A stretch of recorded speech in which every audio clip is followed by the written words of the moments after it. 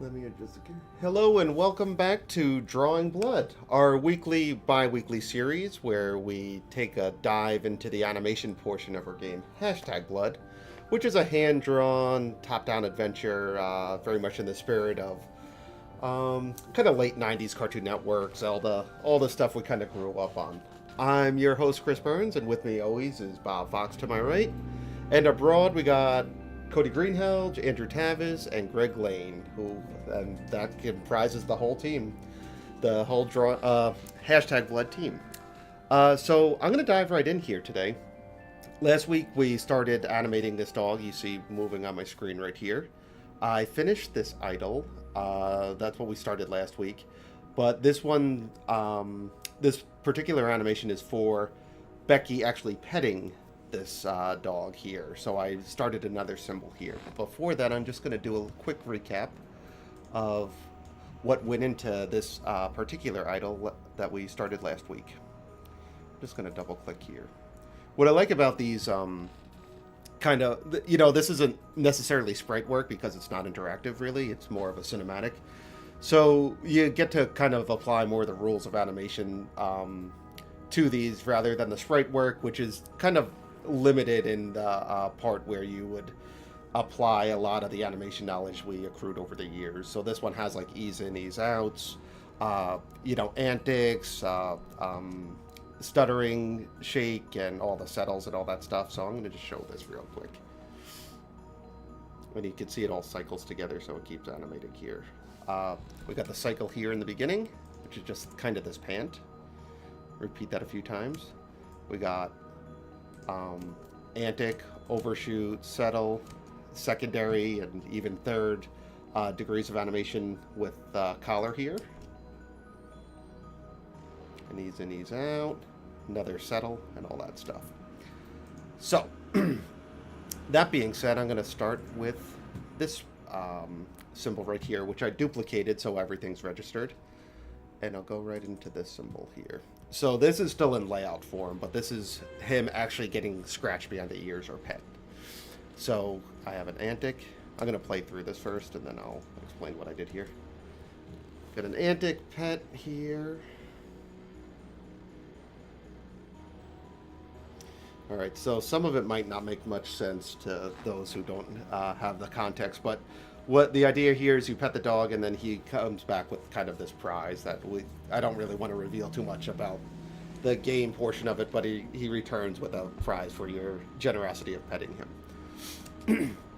So we got an antic here. Settle into this. This is a lot the cycle here where he's going to get pet, and Becky's hand. I'm just going to do that real quick in the back, kind of a rough. We'll branch off from this sprite over here of her. Like, kind of go over here and petting him, So and that's why it kind of has that little bit of drag. Like, the hand will kind of be guiding his head with the course of her fingers going back and forth. So that's why the head's kind of moving back and forth here. I'll do a little bit, and I'm going to change the pose of Becky, so there's not a lot of tangents and stuff, but I haven't even really started Becky on this one. Now, this one this is all shot on ones, and I separated a lot of things here. So I got the head. Right here, you can see the secondary in the ear, a little bit of secondary on the eyes and tongue. I did the collar. Secondary again. The torso. I guided that because I wanted that leg separated. This front leg. And then I did the tail, which is kind of doing the sporadic kind of thing. And then, when you're petting a dog and it's having such a good time, sometimes its back leg goes uncontrollable. That's what I sort of did here. You pet him for a while. He looks happy. Shoots up and jumps right into his doghouse behind here, which I match cut. Returns the item in question. What's also nice about this is I get to change the scale of him because it's all embedded in one animation, where the sprites I don't really get to do that. It's pretty registered and all that stuff, so I can't really expand and contrast, especially with distance. And when you're doing a top-down adventure, you don't really have that access to play with depth all that much unless we have like these foreground elements of the background, but not so much with the characters. So, the only thing that's not making too much sense here is you see this guy doesn't have ears or a collar yet because when he returns, it's going to be a really quick return. It's going to like kind of lightning past here. And we're going to do that thing where like when something stops quick where it goes back and forth. So you can see this animation looks a little wonky in here. And that's because we're going to do that thing I went through a few weeks ago where you overshoot, settle, and overshoot the other way and settle, and then stagger the frames. So I'm going to start with that right there. And then we'll do the ears and the collar and anything else that needs doing on top of this. So I'm going to start with that. Now, usually the staggering things, I do 6 frames of animation. This one is going to be quick, so I reduced it to 1 frame, so the settle will be a lot quicker. So the first thing I'm going to do is just make these all blank keyframes in F7. And then I'm just going to go in and start in-betweening the settles here. And then when I finish all those, I'll show you how I go about staggering it and get kind of that nice back and forth when something moves very quick and cartoony like this. Alright, let me just take a sip of my energy drink. Okay. All the sprite work, we usually do at 400%. Brush 8. This is a cinematic, so the line weight varies and kind of rules vary. But I'm going to go to 800% right here. You can see that. And this will be brush 8 again, just because I really like kind of the smoothness you get and the thickness of the line. It feels like you're kind of drawing with like a really thick Sharpie. That's why I kind of like that. All right.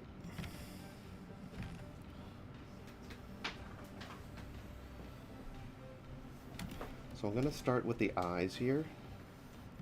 These are pretty close, so I didn't even bother roughing these out. I'm going to keep doing that for these. A lot of these settles I do, I don't necessarily bother roughing out unless it's such a big overshoot. And what I did here with, you can see his, kind of the curvature of his skull goes right into the bottom of his eyelids. And I did that for a few reasons. One, I kind of like the way it looked, but two, it also helps me kind of follow through with the line of the skull, which always, anytime you can kind of do stuff like that, and it ends up looking better, and it helps you, it's kind of that win-win scenario. I didn't add that line there. All right. Got the cheek, the curvature of the nose. The nose on the dog is actually the hardest part because it's really hard to keep the volume of that with it being so kind of robust and big on this tiny dog. And just follow through here.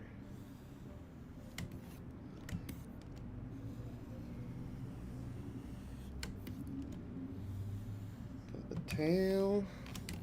Really skinny neck, which will be covered by the collar anyway.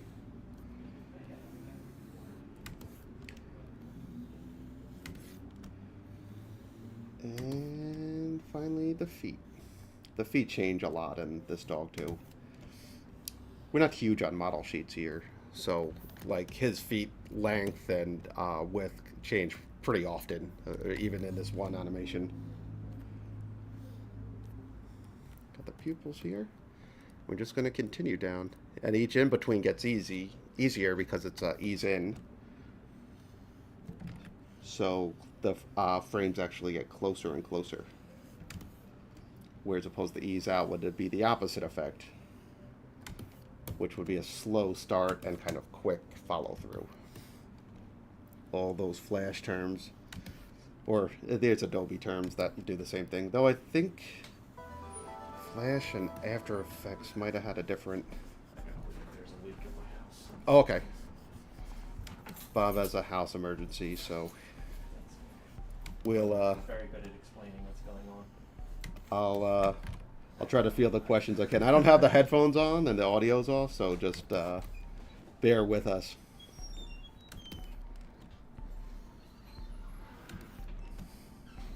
Always exciting here. We try to do these things weekly, and there's always something, especially when you're working on a schedule like ours right now. It's that every Friday feels like there's some other crisis.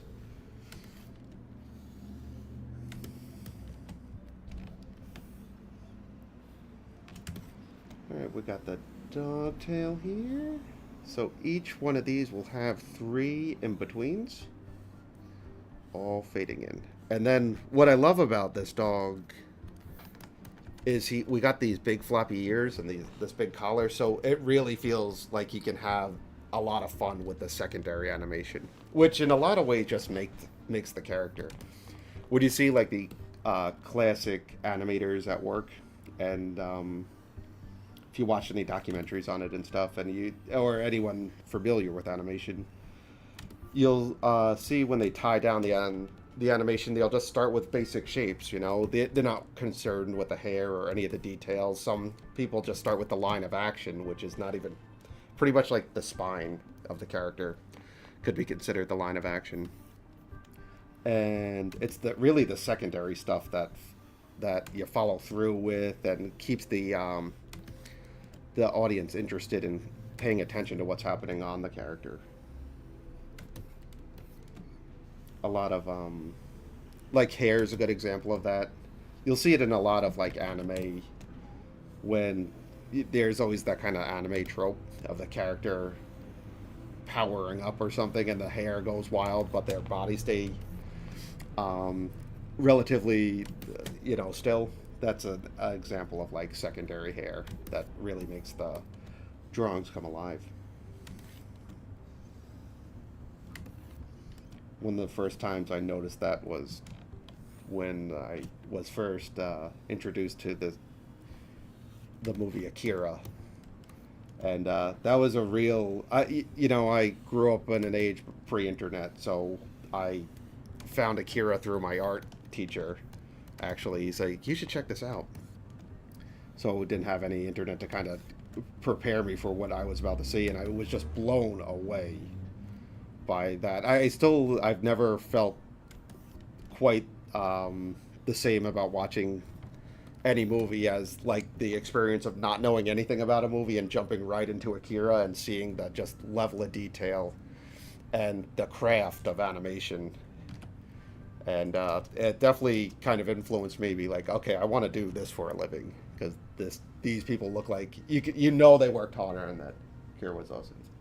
Yeah, I had the VHS too. It was a lot of fun. Oh yeah, Lauren's here. Yeah, we've been back for about 8 weeks. Everyone who doesn't know, Lauren's an incredible artist here. And back 3 years ago when we started all these streams, she always used to join us. Did you see the other movie, Ronin Z? I did not. But, yeah, welcome back. Thank you. I still have my VHS of Ronin. I had this extensive collection of, like, Japanese anime for a while, but I don't know where I ended up going. I, like, went to art school and it was a real small...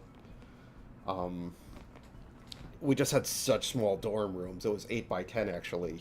Like, I'm not exaggerating. It was, like, 80 square feet. And everything was, like, under a bunk bed, and I didn't get to keep all the stuff, and I don't even know if I had a VHS, or we had TVs and stuff. But Cody, one of the programmers on this, he was like one of my neighbors in the dorm we stayed in, and he can attest to how small the rooms were. So I never got to keep any of my stuff that I treasured in high school. But yeah, watching it, I remember one scene in Akira that really stood out to me, and it was explained to me by my art teacher at the time. And it was a part where Tetsuo and the whole gang sort of were fighting pretty early on fighting like another rival biker gang.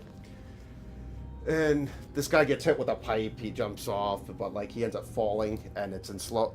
Not really in slow motion, but like it was shot on ones, and the guy fell, and there was all the smoke, and my teacher was like, "Pay attention to this cigarette butt."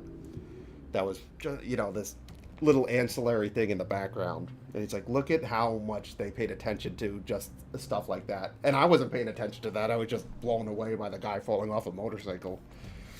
And that always stood out to me. I was like, that's a movie that cares about what this thing looks like.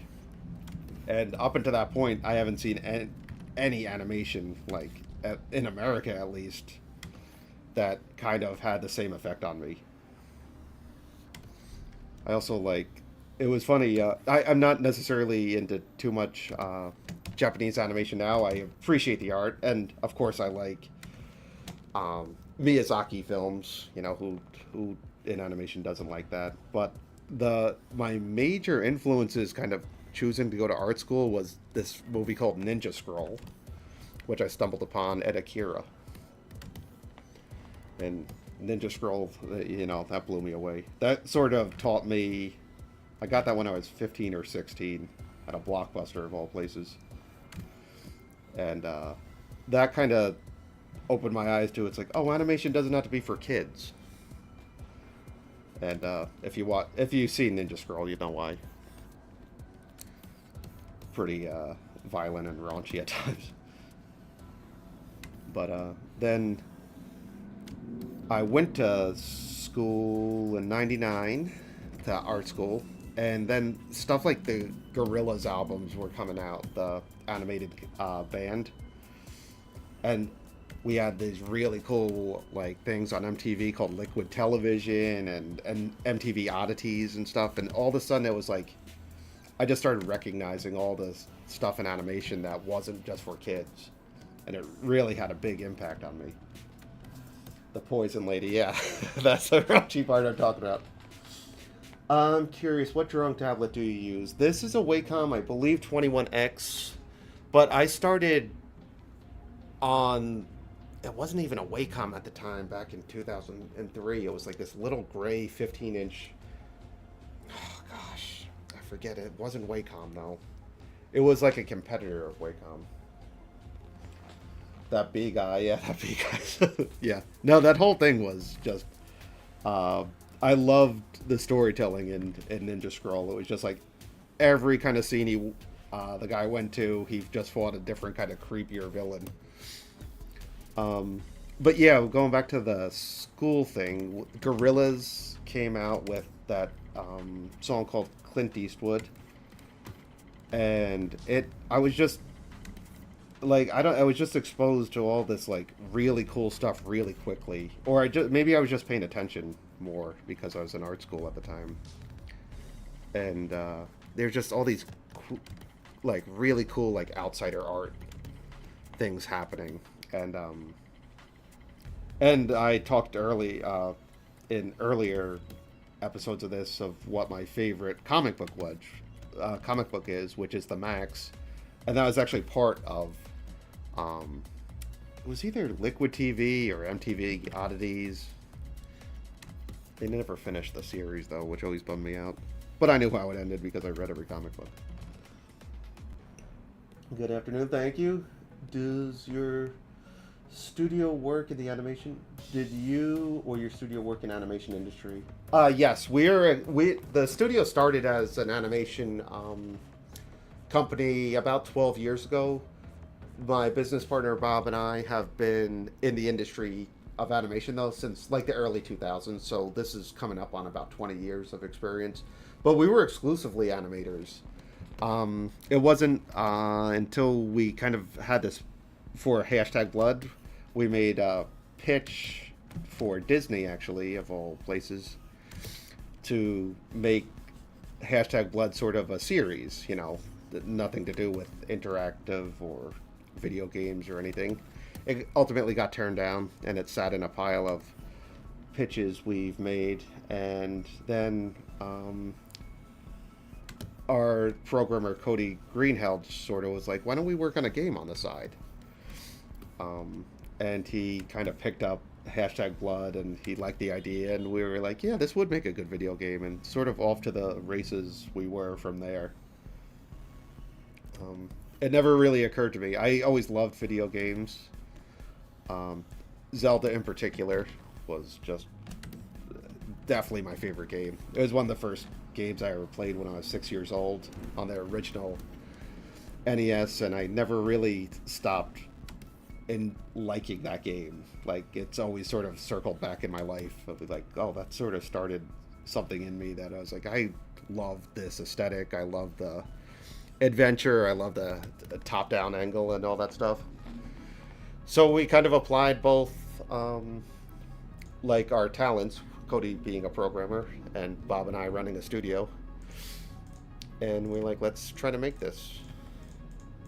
And it was, I think it was a decent theme for a game. It's about a girl fighting the vampire apocalypse, and that almost sounds like a video game kind of tagline. But it was, honestly, when we were first starting this, we were kind of hung up on the style of, like, what can we do to make this, it was weird. We were like, how can we make this look like a video game? Because our style was like what you see here, very kind of cartoony and not very, not like a generic video game. So we're working hard to kind of retroactively make this look like a video game. And it wasn't until we did some rough sketches of, like, Becky running through the halls in just kind of this cartoony style that it's like, why don't we just make it look like a cartoon and then apply that to the video game. And then, of course, Cuphead comes out a couple, years, or not years, about 5 months later, and we're like, oh, yeah, they had the idea too. All right, so for this one, okay, I wasn't really explaining my process there, so I in between all those, it's all settled and stuff. So, keeping in mind that the dog is coming from stage right, like he's coming from this doghouse in here and landing here, I want to keep in mind the trajectory of him. So the overshoot I'm going to start with is the one furthest to stage left.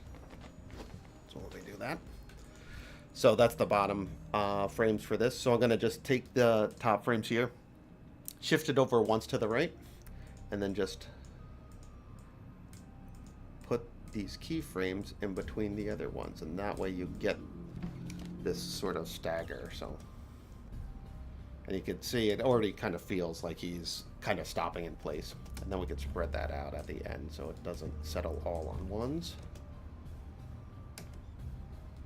That's 12 frames. Okay, so I'm gonna just change the timing of this here. So excited to see the game with this much animation. Oh, thank you. Yeah, we did kind of a rough count of frames of art, not animation. So that might be a little deceiving, but sprite work in the game at the time, and this was a couple months ago, was 120,000 individual pieces of art, which again is not frames of animation, but it is pieces of drawn animation. Now that could mean something from a blade of grass, though, to a full background, to a full character, but individually speaking, it's in the hundreds of thousands of drawings right now. And then that doesn't count certain things in the game that are hand drawn and animated, which don't use sprite work, so it's kind of, it registers in Unity as a movie, which has frames of animation in it. So I'm, and don't quote me on this, but I'm guessing we probably have about, I want to say, over 100,000 frames of just exclusive animation, and then probably 60 or 70,000 pieces of background art. And then the movies and the cinematics on top of that, that's going to be hard to gauge because we haven't finished that yet. But, every movie is from like 10 seconds to 15 seconds, and there's ones that are closer to a minute. So it'll take a lot of kind of back of the napkin math to find out an exact number, but I would hedge my bets and say it'll be over 200,000 individual pieces of art by the time the game's said and done.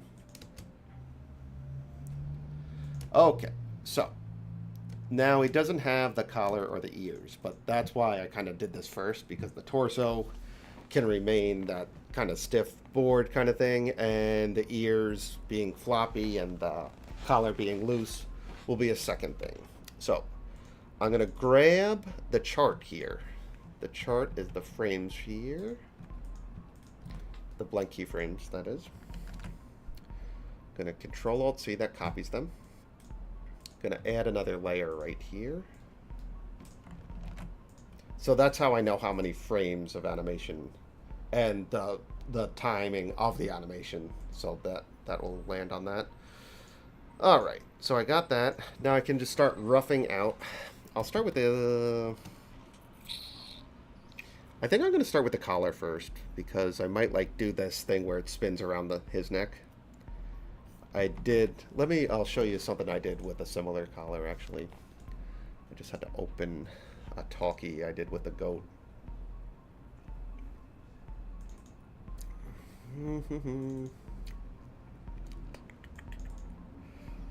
If I can find the goat.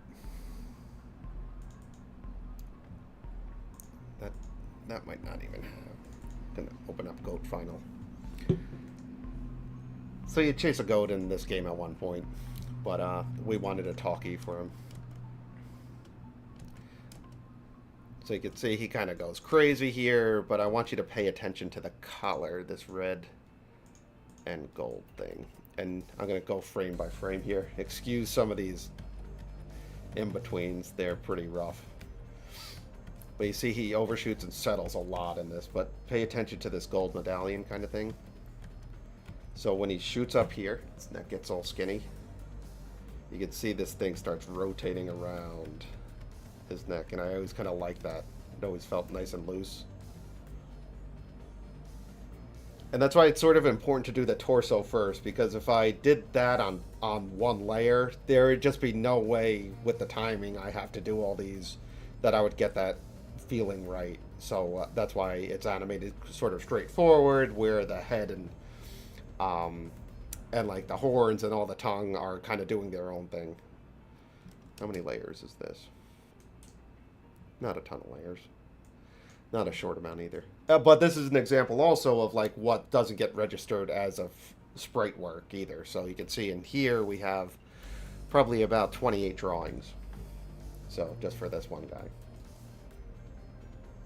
Any thoughts on making... Yes, I would love to make an art book that could coincide with the game. We don't have no plan on doing so, but I would love to, you know, get the wheel spinning on that for sure. I think people would enjoy it.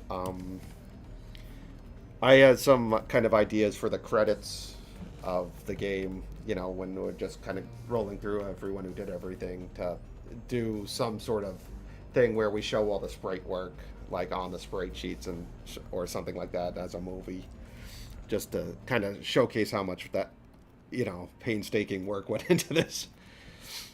All right, so we're going to start with the collar. Now, the collar's it's coming from this direction, right? So we're going to kind of stretch it really far. Secondary here. Now, I'm not even going to bother. I'm just going to make sure it kind of stays on the neck. So I'm not even going to bother, like, doing the back and forth here. So we'll just rough it out.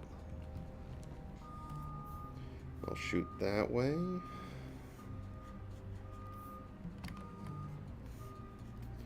The medallion being separated, that has its own follow through.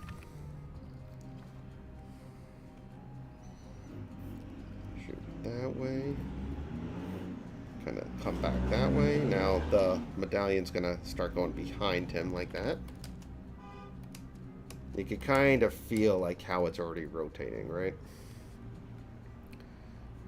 The collar can start falling here, but this is still gonna go behind. The last frame, will settle here.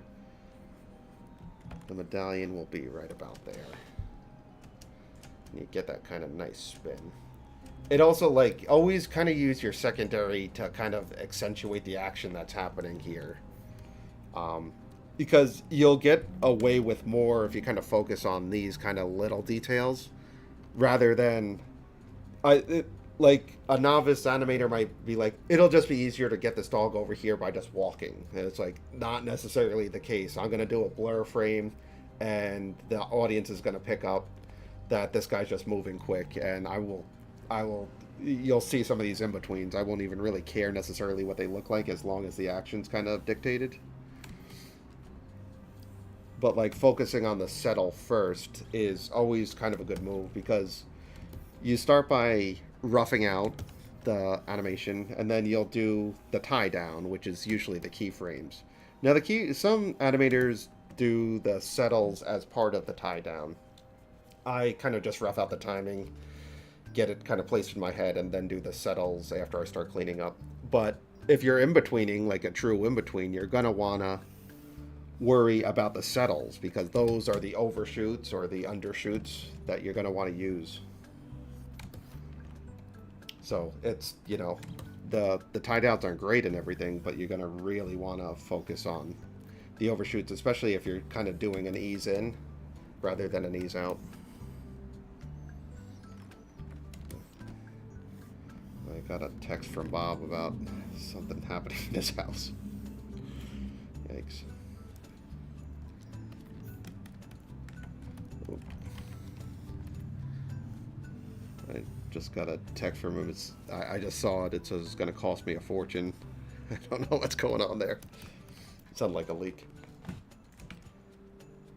All right. Another blind cat. Yes. A cool idea behind the scenes. Yeah, you know, I would like. You know, it's hard to say. I'm a guy that's super interested in animation. You know, so it's like I love behind the scenes stuff personally, but general audience, I don't know how they necessarily feel about the craft of animation, but I think there's some interest like there for sure. You know, we're not banking that anyone buying this game will just like animation. You know, hopefully it gets like that niche group of animators that I know. I hope the animators I know will buy this game. I'll hold them to it. But yeah, you know, behind the scenes stuff. It's kind of you know, there's people who like it. All right. I'm nervous for Bob now.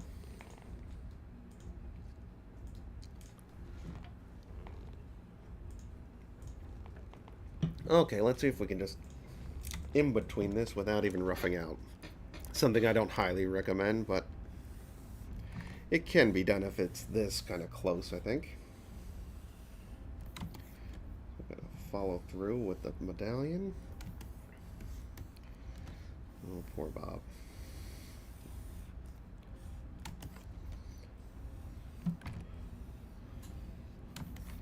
Got that. Remember the medallions, if we were to straight in between this, you would have, you know, the gold's medallion going here, but you have to remember kind of like where this is. We're still working in our arcs and stuff. So if you're just starting out animating and want to do something like this, you might just start really putting, like, taking these apart where you just worry about the collar, then worry about the secondary on another layer and all that stuff.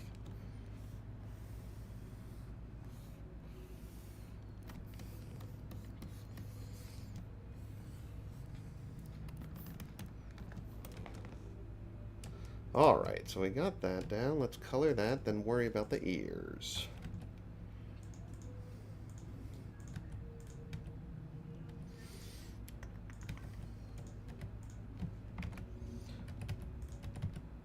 Okay.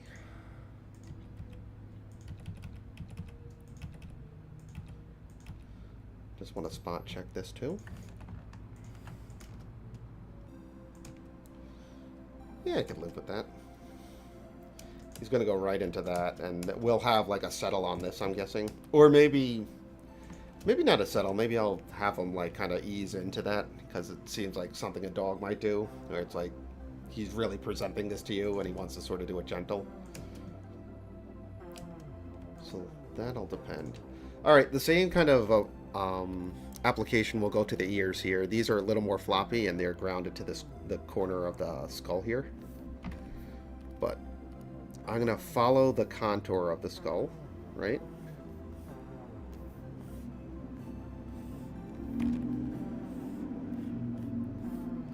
For the first frame. And then this is where it gets a little tricky because the skull keeps moving. So the corner always has to stay the same, but the ears are kind of independent. So I'm going to rough out that. They'll flop this way.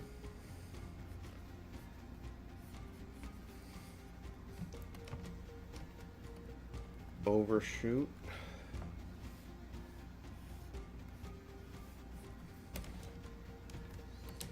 Then kind of strut on back here because I don't want I don't want it muddying up the pose too much.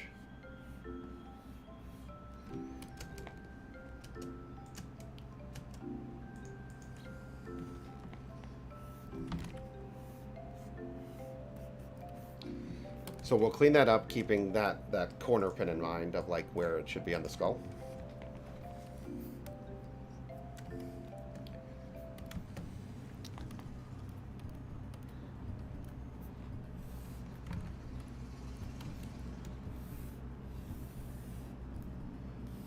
All right, let's get that down. Now when I'm cleaning these up, I'm also dragging the rough to the frame like before it, so I know exactly where the corner of the head is. Where I usually kind of just F7 right next to it, but this is the case it's really important where the skull is for this, so I have to move the keyframe accordingly.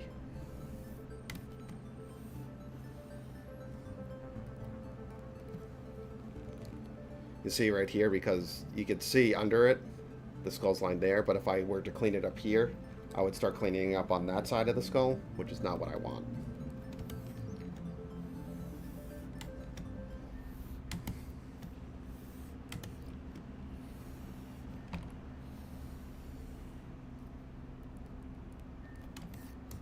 All right.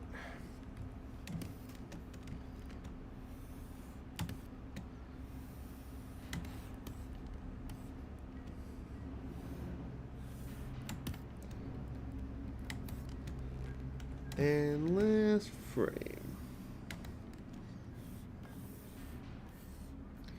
So I want to kind of keep the trajectory of this, like the edge, the outer edge of the ear for this. So the in-betweens on this might get a little wonky, but I think overall when you see it in action, you're going to be paying attention to a few things, and I don't think the corner of the ear is probably going to be one of those. So let me clean that up and show you exactly what I mean here.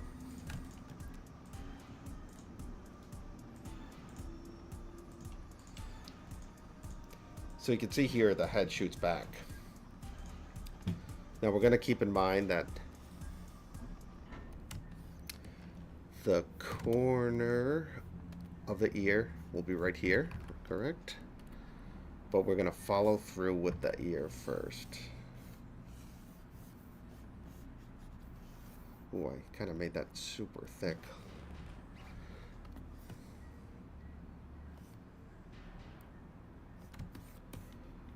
Get that ready.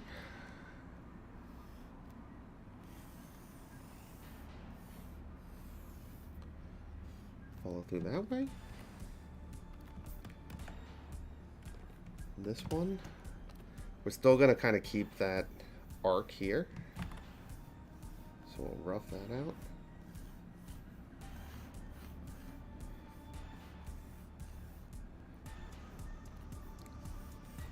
The fold of the ear there. Yeah, that's going to work, I think.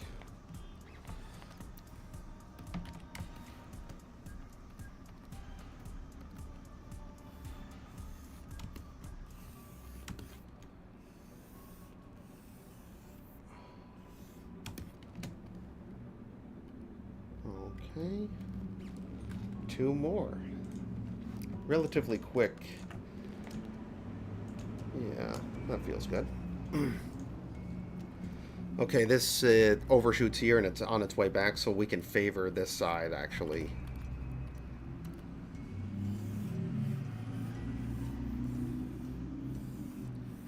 Where, you know, an average in between, if those are the two arcs, it would be here. I still want to, it's like kind of a, like if you think of like how a flag animation is, you always want to favor one side with that. In most cases, honestly, with animation, I feel like you should technically favor one side at all times. There's nothing really in nature that moves at such an even speed. And then last one.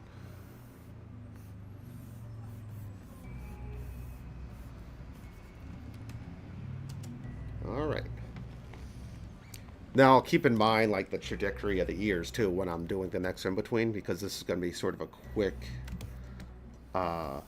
pose to get to the next part of the animation here, where he's kind of placing the item in the dog bowl. Let me clear that.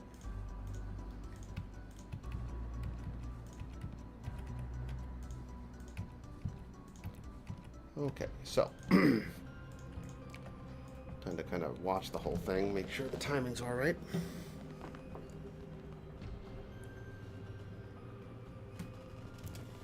Let me get rid of that keyframe of the ear.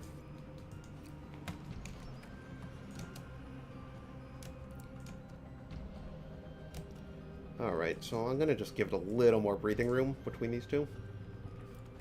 Keeping in mind that the collar, again, is going to be moving on its independently as well as the ear.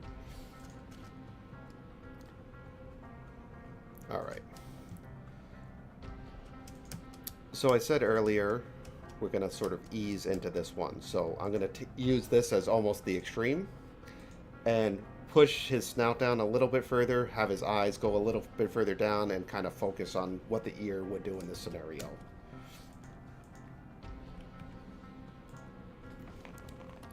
So most of my things, especially with these action-based games, I'm going to do a lot of overshoot and settling. This is an example where I'm not going to overshoot at all. I'm actually going to use this as the first frame and then kind of ease into it a little bit further so it feels a little softer.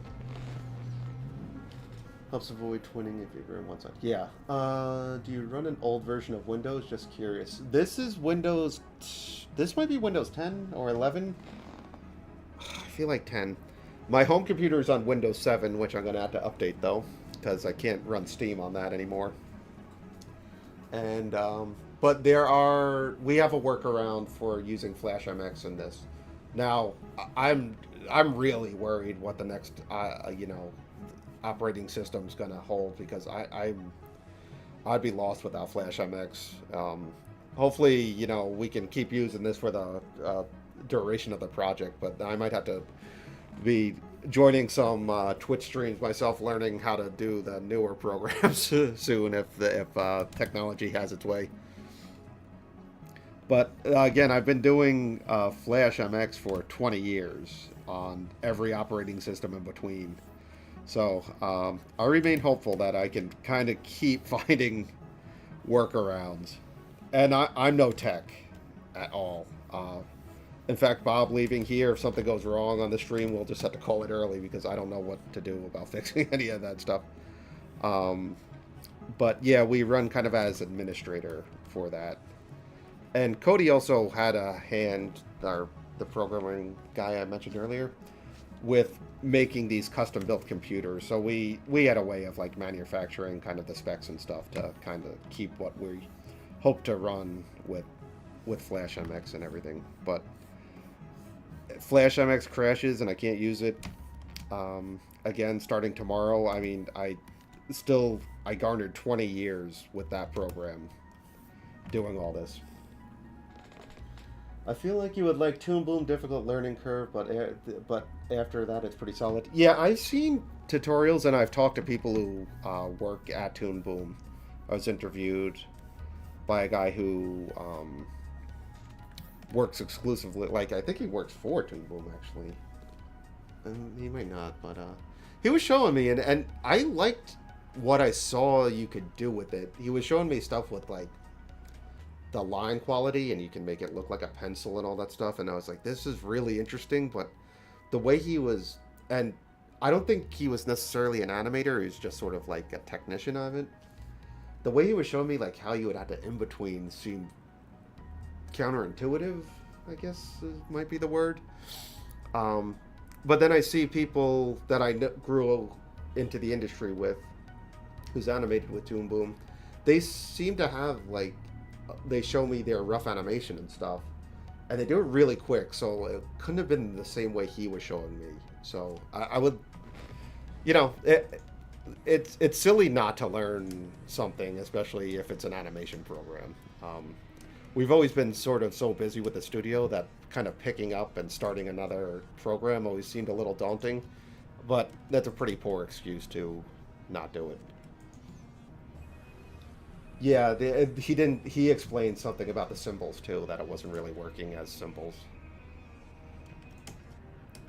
And so much of this game is symbol based because everything's a cycle that returns to the same um, kind of idols and all that stuff.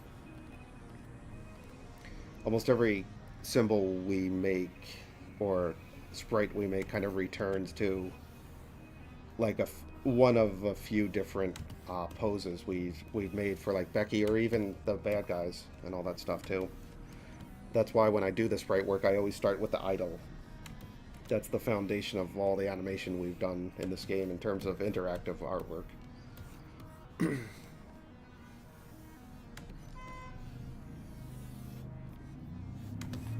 Alright. So you can see what I did here. He's kind of putting this down gently for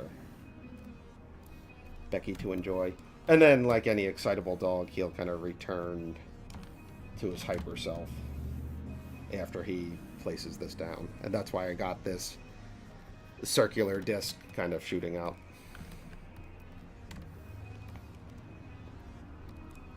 Super built for hand animated web games. Lauren, are you talking about Flash or just or Toon Boom?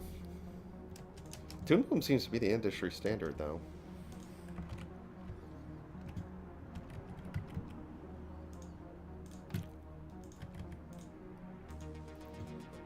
Flash in general, yeah.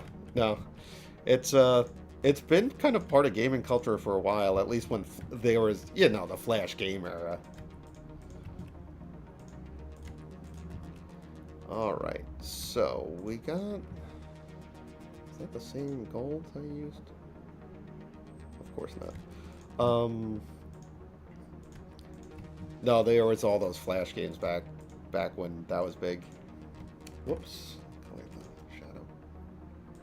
All right, so we got that. Then overshoot and settle. So we kind of got the cornerstones of this animation kind of finished here. So we're gonna just choose apart the in between now.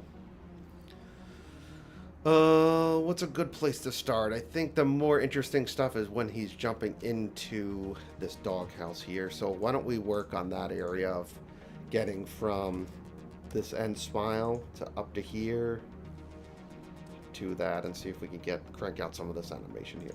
Okay. So this is the last pose of when the petting's finished. I'm sorry, frame 87 is. This is the last one where he's, so this is going to be kind of frame 1 of this cycle. We're going to have him jump up here. And I did all that kind of separation stuff where it kind of looks like a bowling pin there. Where I got it like that. So I'm going to start with that right here. We'll shoot it on... I'm going to shoot it on 1s and 2s here. He's kind of yipping here, so I want his mouth to stay open longer. That'll feel like it's a louder kind of yip.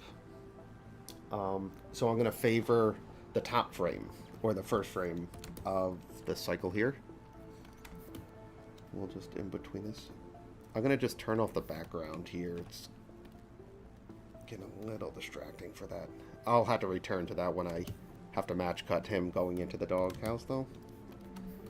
Alright, 800, brush 8, let's get to it.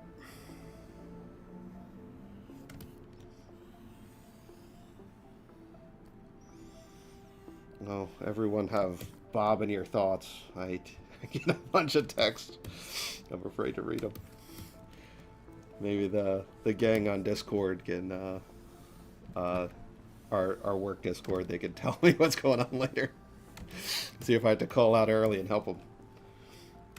I know it's a leak, and my dad's, he's retired now, but he was a plumber, so I might have to run and help him. We might have to call this short.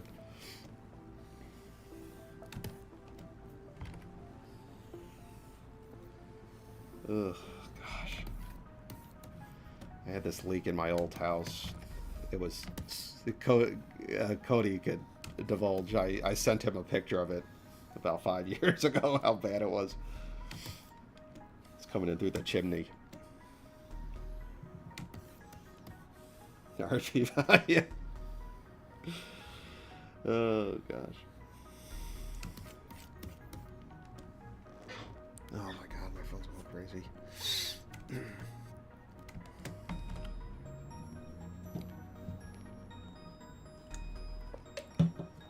Yeah, so this is the same principles. We're going to work on the torso first. That's pretty rigid, you know, there's not any secondary there. Sometimes with the snout on this dog, I'll do a little bit, but it's so rare that I can kind of keep that separated. And some of these bigger moves, I'll just keep it all on one frame or one layer. It just makes life a little easier. You can overdo layers pretty easily in Flash. Especially the way I kind of came into the industry with it. We were doing a lot of what is called puppeting animation, which is pretty much just hundreds of layers, all kind of with their individual art on there, and you kind of just move those things around, those layers around to kind of give the impression of like it looking like some sort of animation. And it's a look, and it's effective on a lot of things, but this game we wanted it to feel very much like... Oh boy, what is going on with my phone? With this game, I just wanted it to feel like very hand-drawn. Alright, that's cute, I think. Do one more frame, and then we'll do the secondary.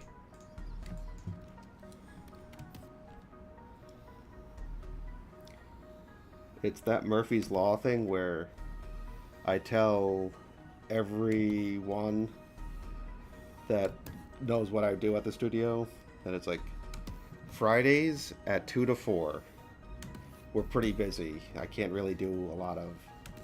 I can't hop on the phone unless it's an emergency. And there will always be an emergency. Like, we'll go all week with no problems, no sirens going on outside or any of this thing. And then the second we start the stream, all these things happen.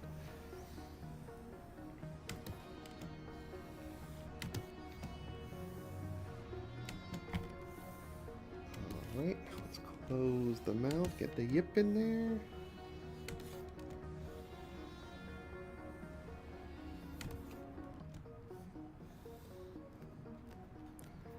We'll color that. Alright. I like that. I like the shape of this one too.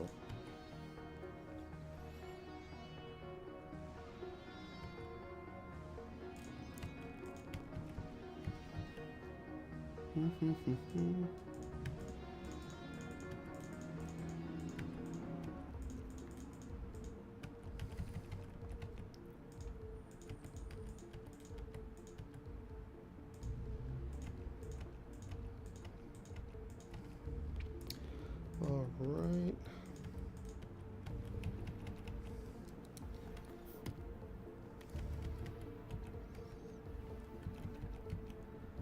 Get that cleaned. All right, let's do... Okay, so now we're gonna do... We'll do the collar and ears last. We'll worry about the appendages here. I'm sorry, I don't mean to be rude. I'm just, had to check this phone, see if Bob's okay. Got 70.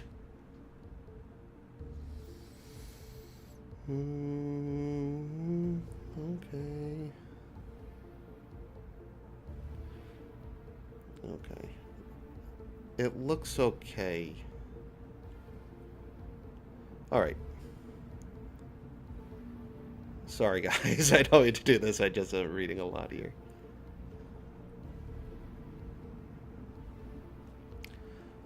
My apologies. Everything seems alright, though. Bob's waiting for someone though. Puppets like Toon Boom. I don't know if you can puppet in Toon Boom, honestly. Puppet animation in After Effects also gets out of control. I had a leaker.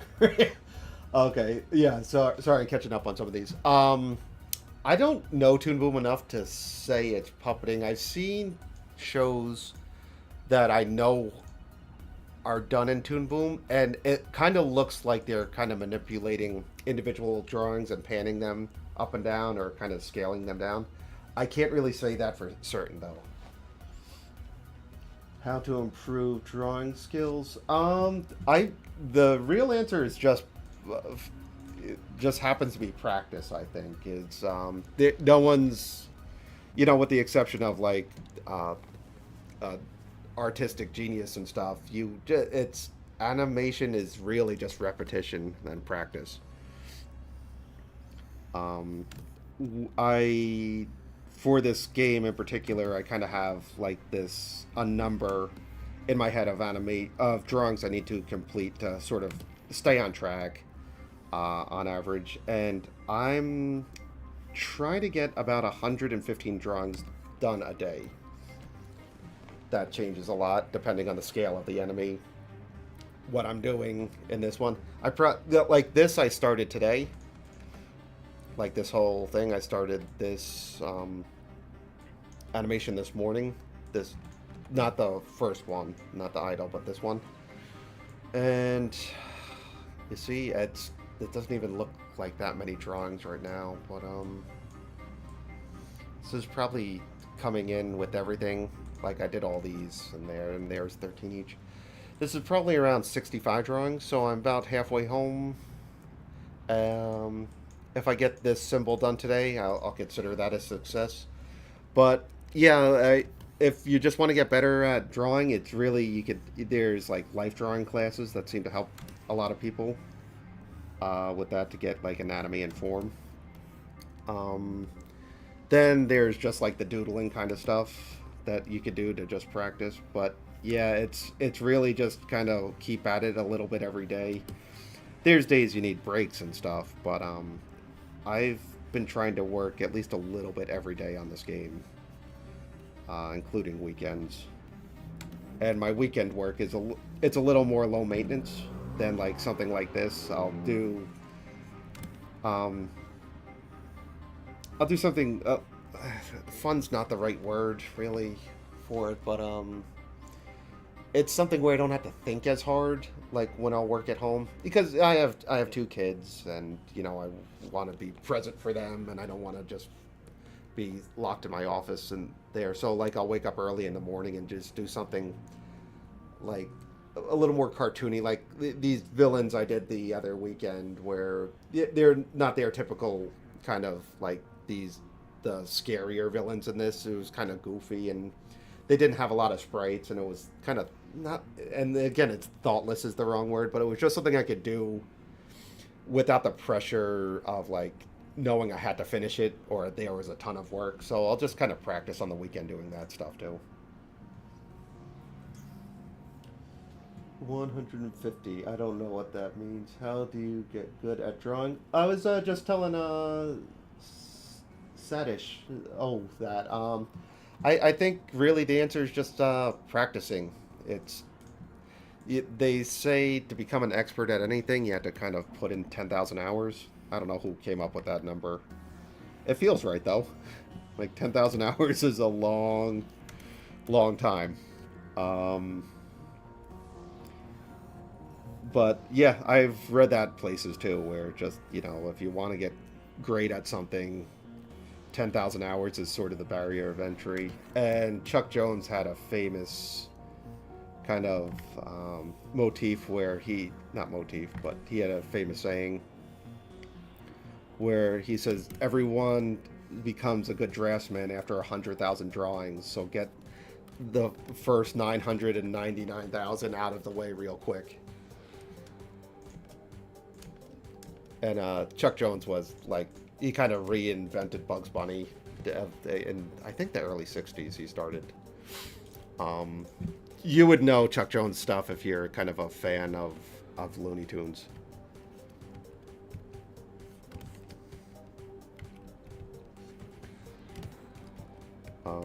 But yeah, I think that 100,000 drawings, getting that, off your chest is a great way to learn. It's it's muscle memory, animating a lot of it. There's probably animators out there that can close their eyes and with some degree of like success draw their favorite character just by kind of closing their eyes and going through the motions and stuff. And it's I don't disassociate it with video games either. A lot of that is muscle memory. Are you really thinking when you're engrossed in a game, are you thinking it's like hit A button to jump?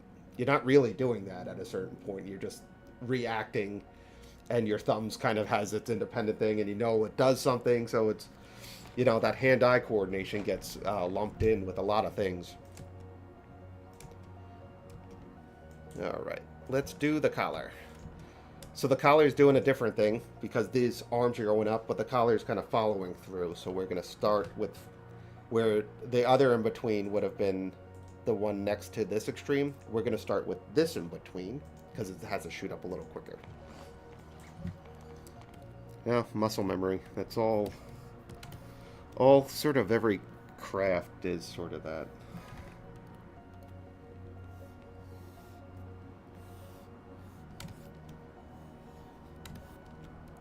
Okay, so this shoots up. Then it's on its way down. I'm going to match cut this one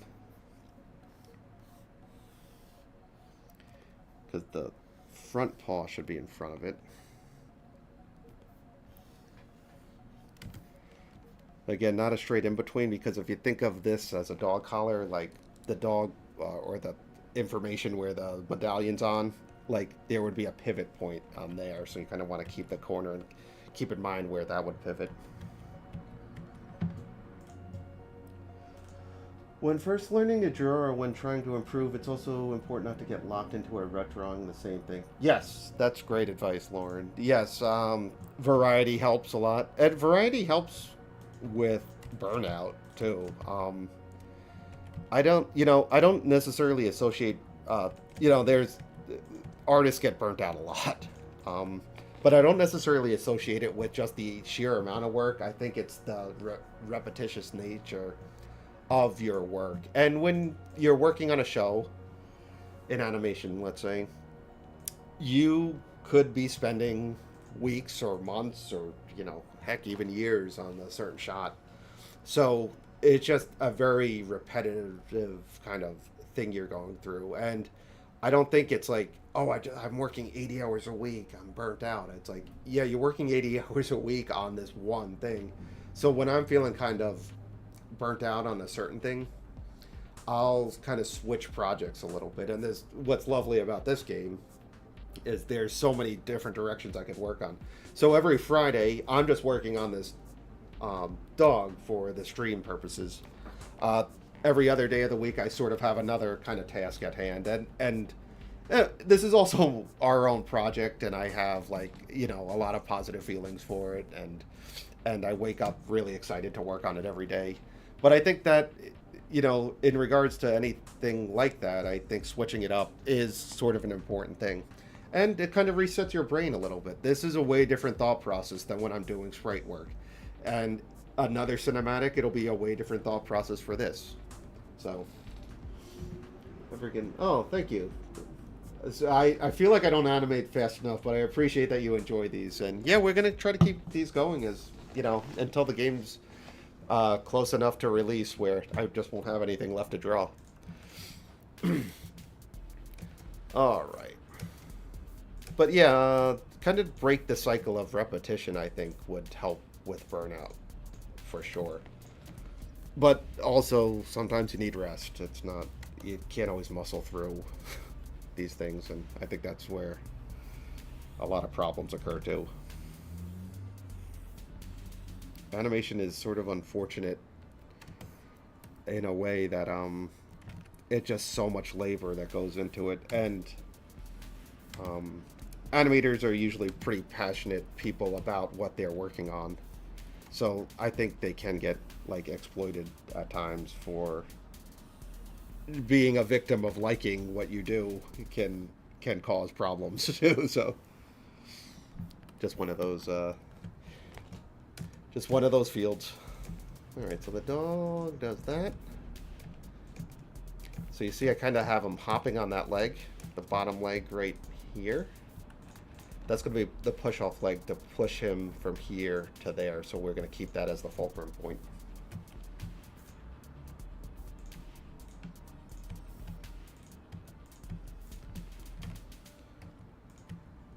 Before I do that, so I don't want to just go straight in between from this to this. First of all, it's way too much time to do that. It'll feel very floaty. So when you go do this, we're just going to do like that counter action where he's kind of going to bend down to jump up. And, you know, the antic can be as slow as you want. You won't get in too much trouble, like, slowing down your antic. And in fact, anytime it's slower, it makes the poppiness of, like, the hop up or the counter action feel a little bit better, in my opinion. Working too much uses a... Okay, working too much is one type of burnout, but another is working too long on stuff. That's a good way to put it. Working on stuff that doesn't matter to you will... I think in general. I mentioned earlier my parents are retired now. And my dad and both of my parents really hard workers. And it was interesting seeing them in retirement. I was like... I was curious what was going to happen to them because they had these motors on them that they were always just sort of moving, doing something. And they just sort of apply that work ethic energy into their recreation. So it's like, I don't know if they're relaxing at all, really, but they seem to have like the same sort of work ethic or whatever it is that drove them to do these hobbies, whether it's my mom's into pickleball and my dad's into fishing now.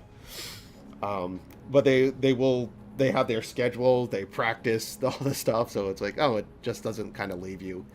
And staying busy on that kind of thing feels important too. But to Lauren's point, you know, there does come a point where you need to, turn off the engine for sure. Alright, so we're going to have him duck down here. We're going to lower his snout.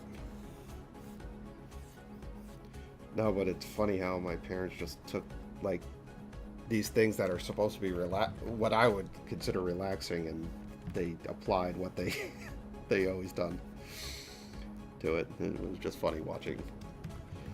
My mom plays pickleball with, like, other neighbors of a certain age, and she takes it so serious. Like, I asked if I could join her once just to practice, and she was like, no, you're not good enough. I'm just like, oh, all right. Okay, we're going to bend these legs.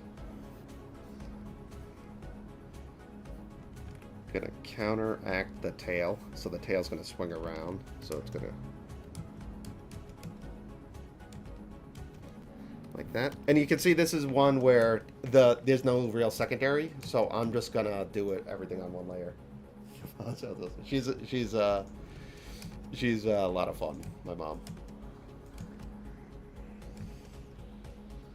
So how your animation studio started working in video games? We started our animation studio in 2012. 13. We started it in the middle of 2012, but we didn't like really start till 2013. And we're doing kind of little chip shot animation things. We've always been a studio that really focused on short form animation, like short Like an animated short that would be like 3 to 5 minutes seemed to be kind of our bread and butter for a while. Uh, and that's what we kind of studied in school, Bob and myself. So it was just kind of second nature to keep that animation studio afloat. Uh, the game came about when we were working on a different pilot for Disney, and there was a lull in production, which anyone who's been in production knows these are pretty commonplace. We were waiting for a script to sort of get approved, and it was a really arduous process just waiting for approval on that, and we couldn't really do anything with the pilot. So we were just like, well, we're just sitting here. We're not necessarily getting paid because we got paid per project, not hours put into the project. And we're like, well, let's be productive, and we kind of did this short, which doubled as like a pitch and a concept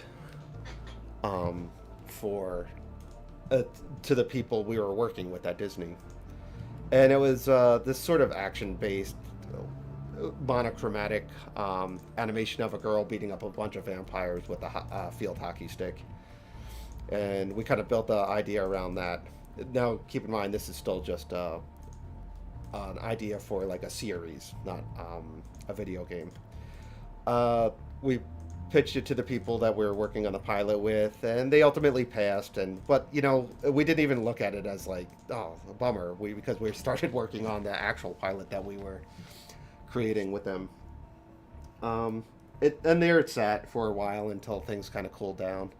Our old roommate, who's actually part of the team now, Cody Greenhelge, he was always a video game programmer, and we lived together in Jersey City and did all this stuff together, but we never worked together. And for some reason, he wanted to, like, let's see, why don't we combine forces a little bit? He looked through some of our pitches, and we have like 9 or 10 that just went nowhere. And he kind of stumbled upon #Blood.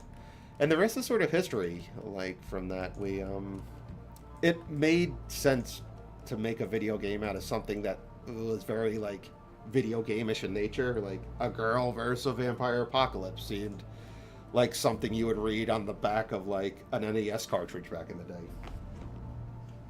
So, and from there, it was just, history from there. I do a lot of open tunes. It's pretty good for being free, open source. Never tried. I'm not sure what that is. Cody is that guy cool.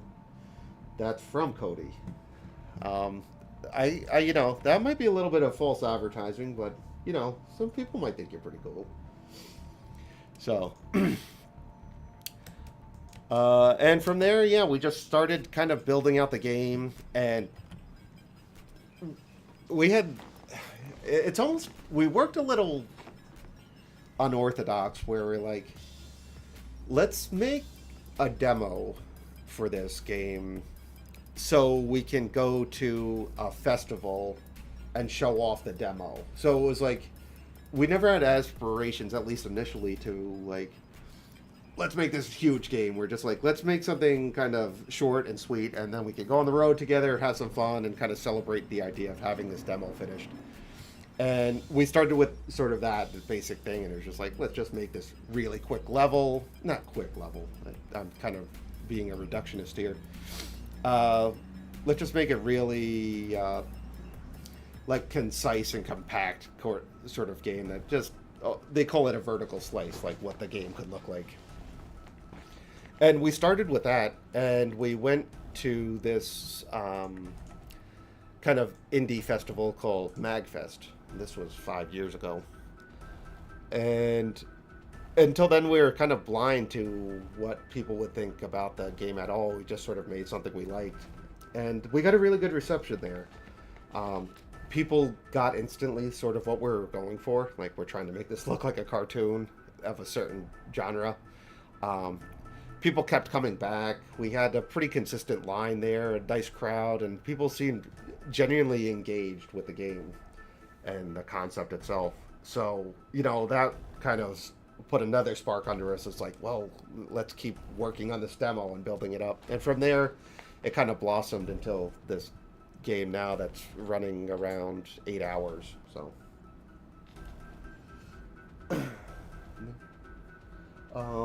but yeah, it's just like, and it's kind of indicative of how we, as a Exit 73 Studios, not the game part, is sort of always how we worked. We always sort of like started these projects where let's animate a cool scene. Like we're just like, I have this scene in my head, let's get it down on paper. Let's see what this goes. And we made a short a while back called Flex Caliber, which if you're under 18, you're not going to want to check out. It's too raunchy. But it started off as just this fight scene.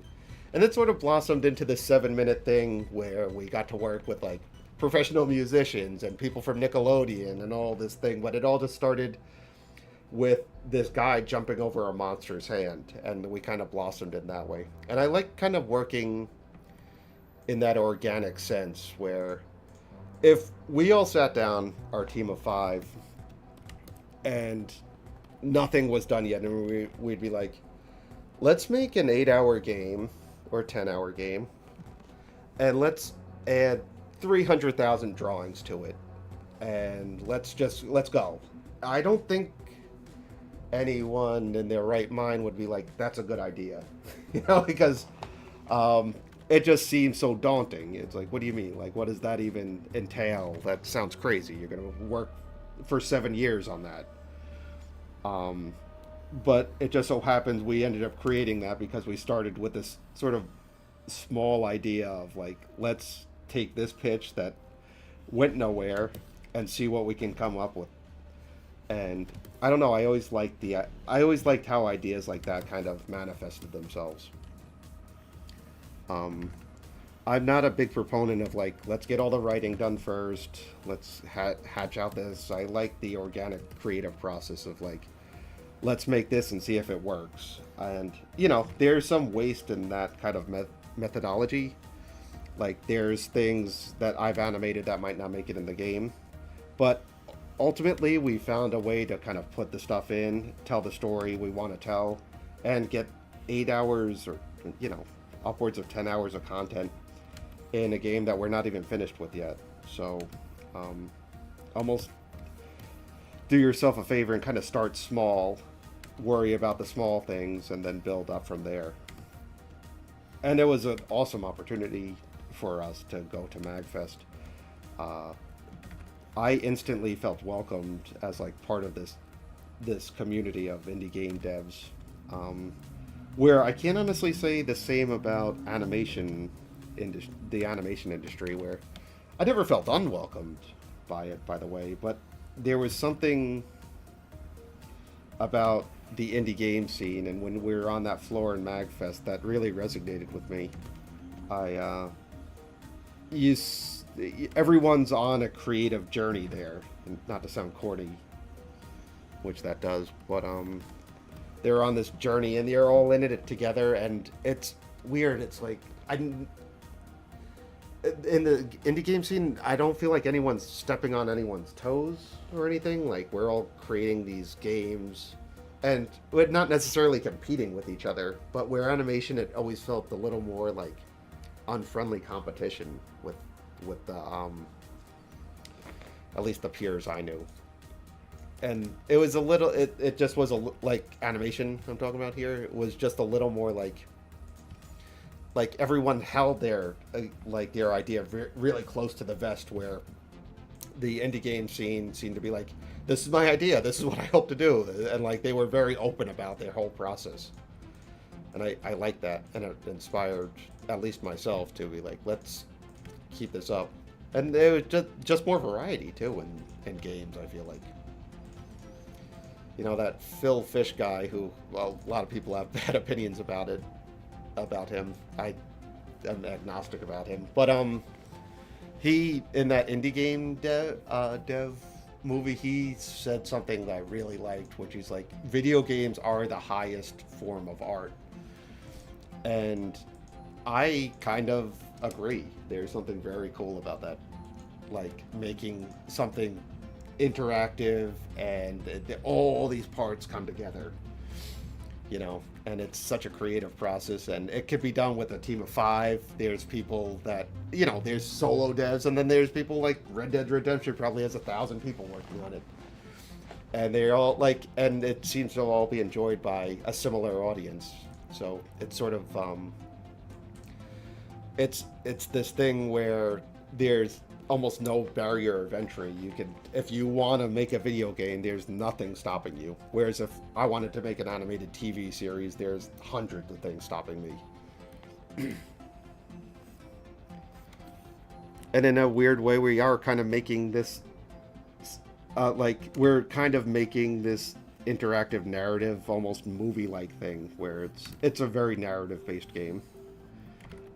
There's a story being told, and there'd be no way if it was just animation that we could tell an 8-hour kind of story arc.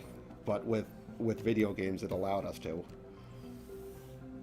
So I would like to just do this for the rest of my career. Just do hand-drawn video games. I hope enough people buy this so I can. It'd be pretty bummed to go back just to animation. Let's put it that way. How can I search that Cody on Twitter? Cody, our programmer? No one wants to read it. Even Cody beat me to that punch. Hollywood hasn't corrupted into games yet. Oh, they'll try to. They'll get there. I don't have good luck. Like, the second I start liking something, I feel like Hollywood or it'll get swallowed up by this mega corporation. Using the retro man. Yeah, Cody's. I want to give a shout out to all our the people on the team. Bob, who's right now fighting a broken pipe. He's our background artist. He's also an animator. He's wearing so many hats on this production. It's crazy, and he's very technically sound. Like, he is learning parts of importing the art into the game, which I'm not even allowed to do that, because I am not technically good with programs and stuff, and I wouldn't want to mess up something in the game. There is Andrew Tavis, who's kind of the architect of like building out the whole game. Honestly, he's taking all these individual chapters and making sure everything links together, bringing in all the artwork, and just making sure as a whole this game is coming together. He's kind of the mastermind behind that. And then there's Greg, who also helps with the Unity stuff. He's our writer. He gets all of us organized real good. He'll take care of all the meetings, and he's the sweetest, nicest guy you'll ever meet. He should be the spokesperson for this game. And together we make Exit 73 games. Alright, so we got this Antic. Ease in, ease out there. That works. Oh, what's happening with his tail? Oh, okay, his tail's separate. Okay, so... Oh, I'm sorry. I went off on a tangent there. I kind of went on autopilot. I wanted to do that stuff inside the doghouse first. Let me color this and then we'll get to it.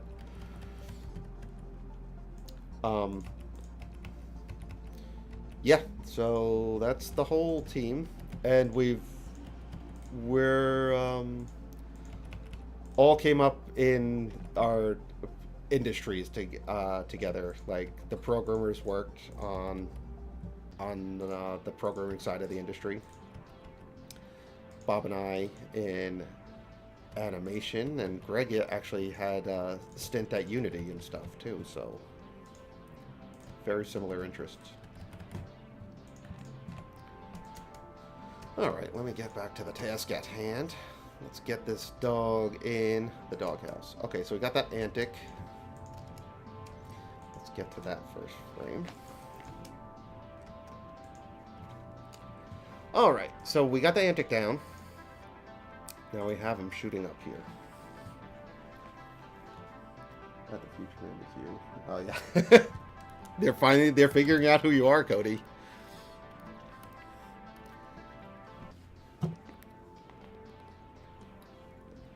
Okay, so the arc of the snout. That's sort of, if you look at, I'm just going to copy this for you real quick, paste it right on top. Silhouettes and animation are pretty important. So, anatomy aside, kind of look at the silhouette shape here. And like, then you could kind of focus on the arcs. So you could see, you know, the shadow layer here. Now, you're just kind of focusing on the shapes here. What would something like that do in between here? Kind of want to focus on that. Now you have to realize he's coming from the bottom here, ending up here. Now, a standard in between would just be straight like that, right? If we're following the arcs. If we want to give it more of a cartoony feel, I would bend the snout down still. His body's shooting up. The snout's shooting up as well, but there should be some drag on it. So with that in mind, that's what I'm going to rough out here. So, the eyes can go kind of in that arch, right? They're starting to close. The snout going like that, but I'm going to kind of keep the snout down, like I said. Again, remember I said earlier, we're going to favor a side that makes animation feel alive. The ears. Gonna start arching down too. Collar. This is on the ground, so it's gonna start coming up. The legs are shooting up.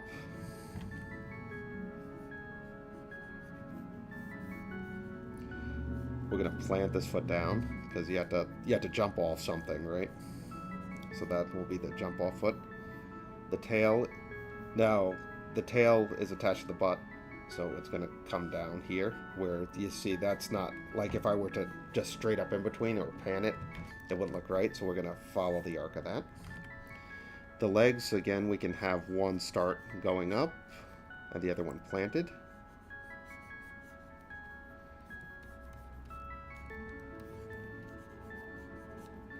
And that's what we'll get when we favor the side. And you can see it feels really poppy and fun.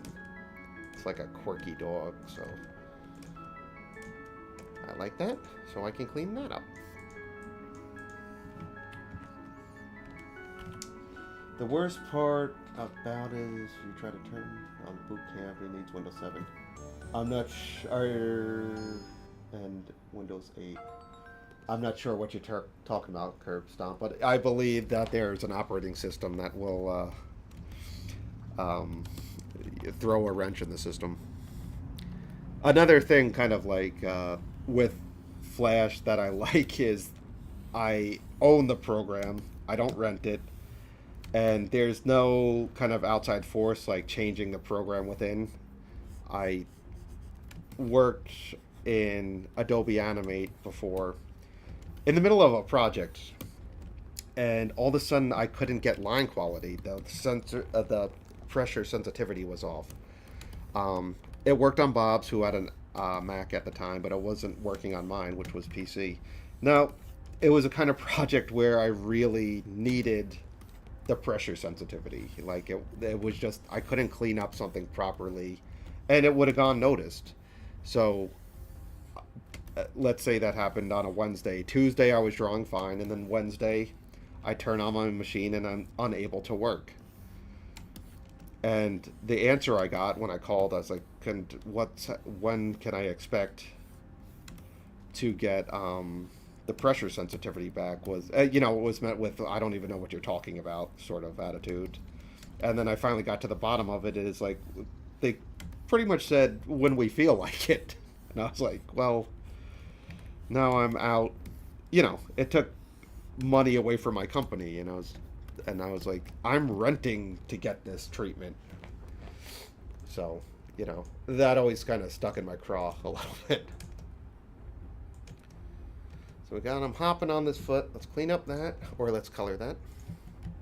Yeah, and since then I just never like anytime my Windows updates, I get worried. I'm not authorizing this. You're just telling me I had to shut down my computer, and it's usually benign, but still, it's I don't know. When you pay for something, shouldn't you get the right to say you could do this to my program that I'm working in or not? Okay. Okay, so he hops on this foot, and if you're watching his back foot there, he hops. That's going to be the foot where he plants. So we're going to keep that as the fulcrum point.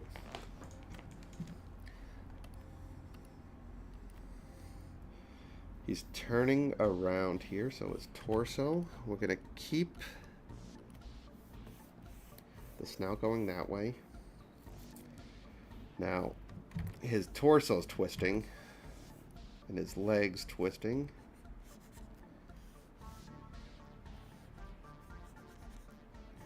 So we're going to go like that.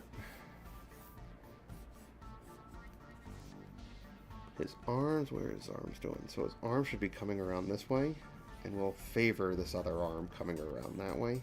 The tail can kind of follow through to follow that. This other eye is going to go behind the other eye when the profile starts, but we can favor that. Got the snout. The ear is coming down still, so we're going to follow through with the ear still going, the ear swinging this way from the following pose. And we might have to change the timing of this just so.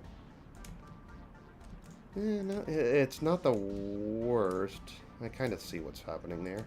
Well, regardless, I had to clean that up. I've been waiting. Yeah, you and me both. I've been waiting for blood to be finished for a really long time. It's going to be one of those things, though, when I put my Wacom pen down and don't have to draw blood, where I'm going to have this, well, one, it'll feel like an accomplishment for sure, but I will miss working on this game a lot. Like, we've been working full-time on this game for a pretty long time now, and leading up to that part-time, any chance we got. And there's not a day that goes by that there's something we make that I'm not really happy, that I'm really happy with. I worded that weird. I'm happy every day with it. And it's been the most hours I put into anything of creatively. So I'm excited for people to finally play it and see what we've been coming up with, because I really do think people are going to be happy with all the work that we put into it. It's fun, it's bubbly, it's cartoony, there's some serious moments in it. It feels like everything, at least what I wanted in a game. And my only regret is that it will be finished and I don't get to work on it. So hopefully it sells enough that I can make a sequel.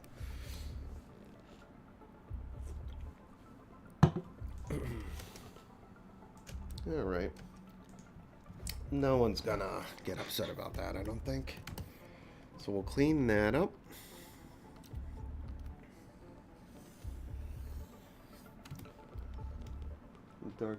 Yes, that it does. It reminds me of that too. When we created, Bob designed the dog.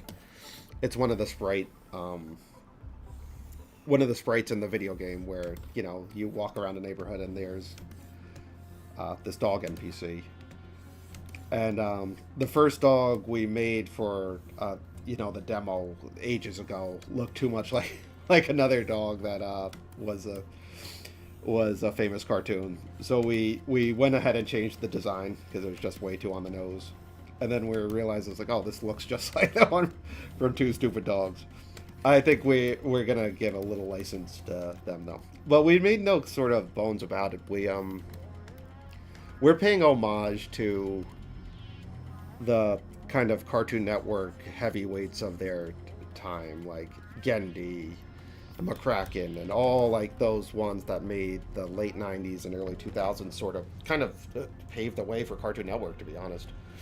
Um, so we're paying homage to them. We're putting our own flair on these characters, but you know, it would be a lie if I told you I wasn't influenced by their design and their aesthetic. It influenced me so much through art school. I um, I love kind of every like Cartoon Network and Hanna Barbera had this relationship, and I always loved Hanna Barbera stuff um, from the economy of animating. You watch any old Hanna Barbera stuff from Yogi Bear to the Jetsons, all them. They kind of perfected the idea of like animation has a budget, but we can make these really cartoony characters, and it's like let's really focus on design. So like when it's not fully animated, people will at least enjoy the art of it. And it's like they perfected that, and then that gave birth to things like Dexter's Lab and the Powerpuff Girls and all that stuff. Where, you know, animation is a business and a budget's part of business, so they kind of focused on that. But it was like, rather than making these like really elaborate characters with really elaborate backgrounds, they were like, we can get more for less drawings if we kind of focus on these really cartoony designs with really neat characteristics and shapes. And they kind of influenced me when I realized all the work that went into animation, you know, as a student. I was like, I like that they are kind of thinking about this from a pragmatic sense. All right. Let's zoom. Let's do one frame from that to that. Now I'm going to need to click on the background again.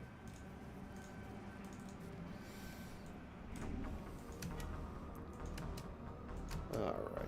Yeah, so I'm going to... I might not need that one, actually. Yeah, let me worry about this frame first. Alright, so this is where the match cut comes in. Match cut, for those who don't know animation terms, is I don't want to have a ton of layers. I don't want a foreground element, so I'm going to draw the character to the background. Obviously, he's going into this doghouse here, but I don't want to cut this in half and worry about the rest of the dog, so I'm just going to match cut where the edge of the door is here. And you'll see that in a lot of classic cartoons, where there'll be kind of a heavy black line on an otherwise background. So, following the arch here. Remember the action line thing I talked about earlier? We're going to kind of do that, and that's this almost the spine of the dog here. Getting text again, I hope Bob's okay. Okay, so he springs off this leg, right? This leg right here. So that leg's going to come back up right here. This leg's going to lunge forward because it has to brace itself for the impact. This arm is going to follow kind of the curvature of the spine. And this leg right here is going to keep going up. The head, we're going to slowly start, well, not slowly, it's a quick frame, but we're going to favor that, so we'll just really see the snout. We don't even need to see that, and maybe the ear from there with the match cut. And we might need a few frames. Okay. Just we got just positive text from my wife and mom, so Bob, I haven't heard from yet. I hope. Well, I don't know. I don't know if he's going to come back to the studio or just take the weekend to breathe it out.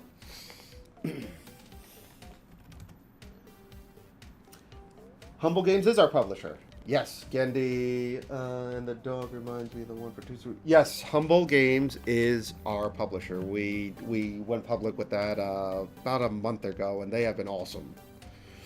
Um, Again, kind of circling back to the theme of where I just feel at home with the indie game community.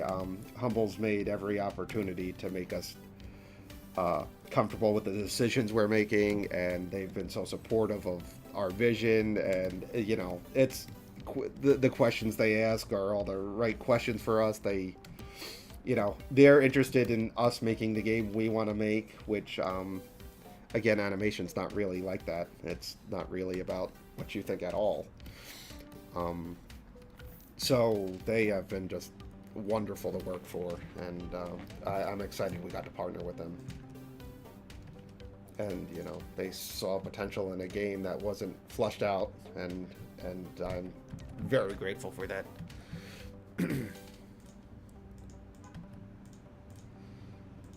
Alright, this frame looks like nothing, but that's why I'm shooting it on ones. Okay, so that's in there. No, it's on twos. Let's shoot one more frame. Then it'll be on ones. Get rid of that ugly in between.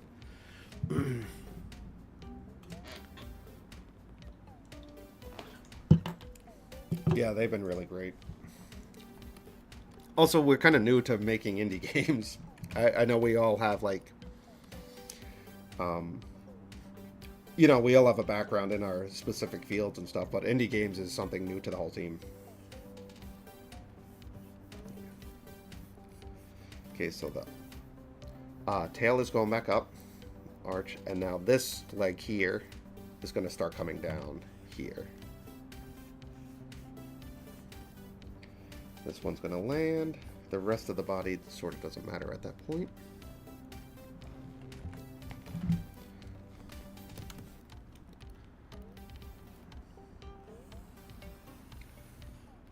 Get that in there. I'm happy with the amount I got done on the stream here. This dog's like kind of a simpler style, so I can crank through some of the animation here.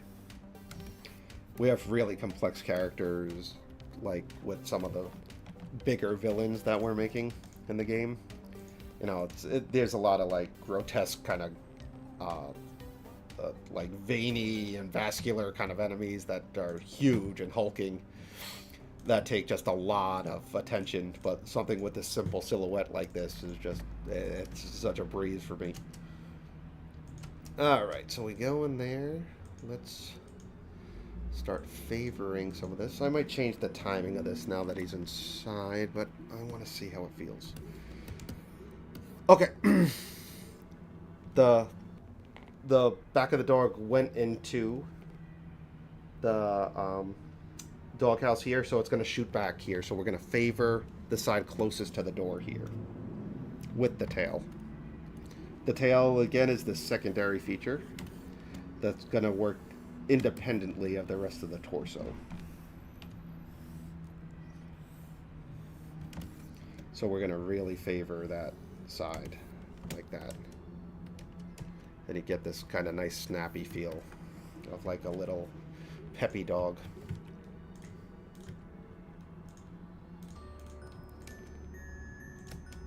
Alright, and the same thing I'm going to do here, where I'm not going to ease in, I'm going to ease out. So I'm going to favor this side of the dog now, the one facing the yard.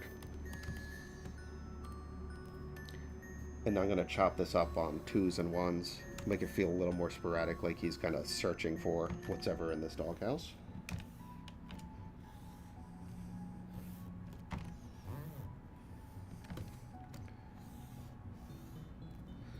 And I could always shoot that on ones too if I want. Let me add another frame, but it will be on ones.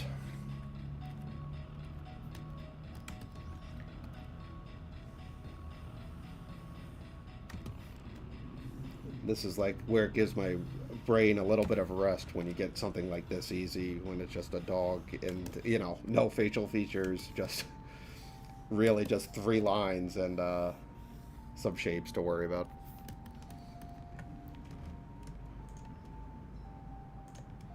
Okay, so this, from here to this one, this is sort of the antic because he's going to push back in here to go in to finally get the thing. So we're going to favor this side now, the one closest to the doghouse.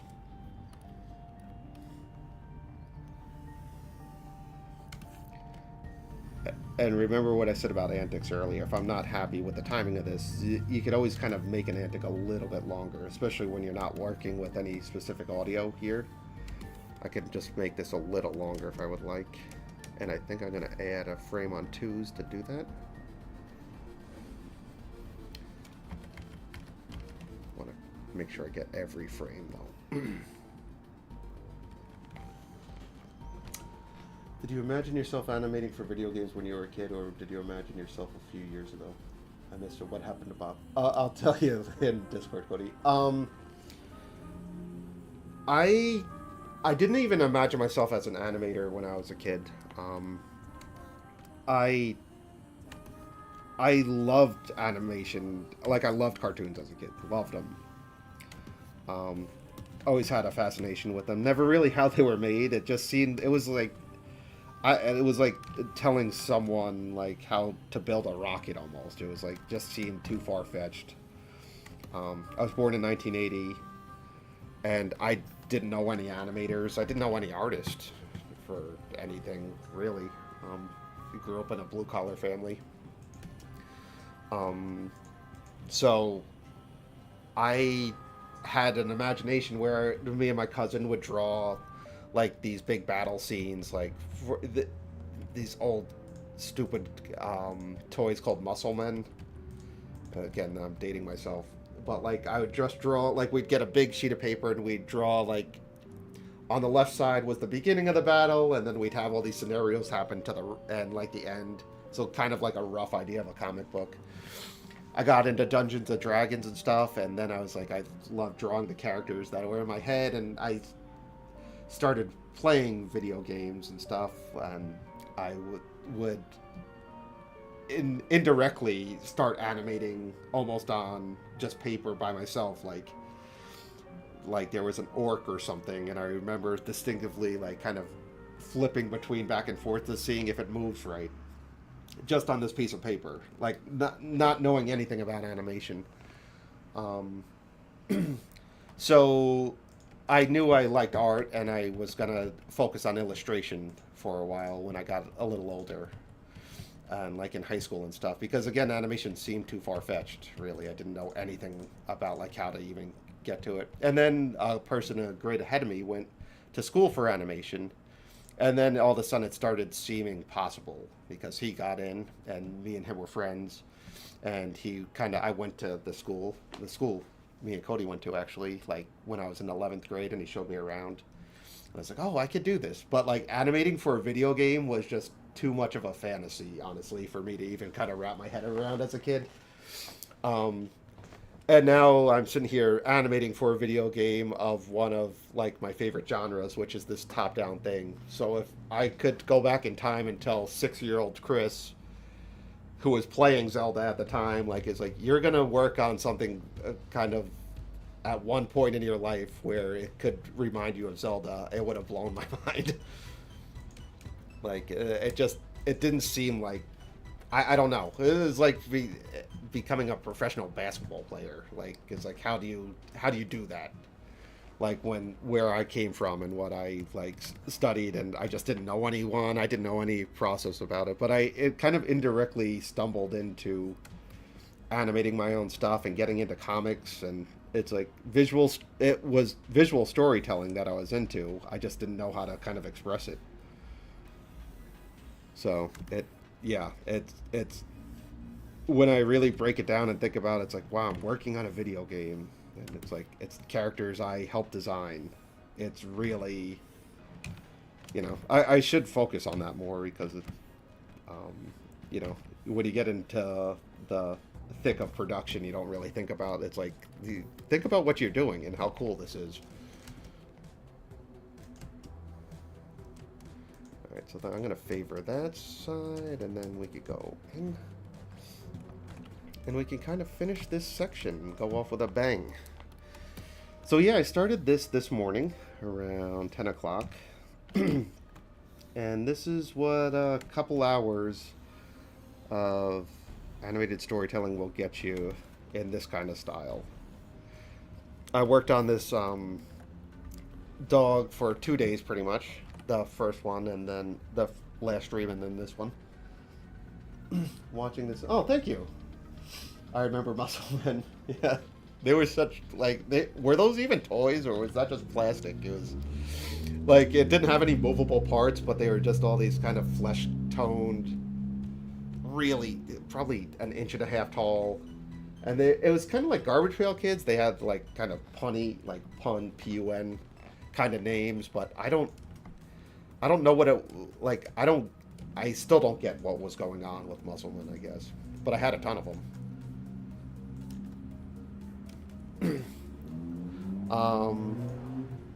Yeah, but this is what will, about 2 days worth of work, and I'm going to put the whole thing together to show you at the end of Animation Will Get You. And I do include the part where I created the background, too, which is a rough background for Bob to kind of complete. But this is sort of indicative of what will go into a cinematic for this game. So when you play the game and you see something that's 15 seconds, you can kind of do the rough math on how long that would take us to kind of complete for 15 seconds. And then there's complicated shots that we're still working on. Not just a bubbly dog. There's some kind of heavier parts we're working on now.